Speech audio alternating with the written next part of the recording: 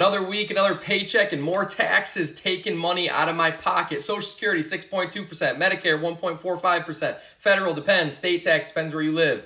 Do you even know what all that means and what's going on? Let's go over it. Now, every employer might do this a little bit differently, but here's a snapshot from my last paycheck, and I want to be transparent with you. So FICA, for me, that is Social Security, and that is how our employer breaks it down. Then they have Medicare, Fed tax, and state tax like we just talked about, but I didn't want to confuse you with FICA. That FICA tax I paid was for Social Security. This is a forced savings plan that the government makes you do so that you're not broke when you finally decide to retire. If you have a normal W-2 job, you pay 6.2% of your paycheck. If you are self-employed, you got to double that, and that is 12.4%. Boom, moving on. If you didn't know, health insurance is very expensive, and most people get it through their employer. When you retire, you need something. Bang, Medicare. That's when that comes in. Let's talk about the tax percentage of it. 1.45% of your paycheck going to Medicare, or if you're self-employed, 2.9% because you got to double it just like we did for Social Security. Federal tax is next. If you've never opened up the federal tax brackets in the USA, that's a great date night idea and conversation.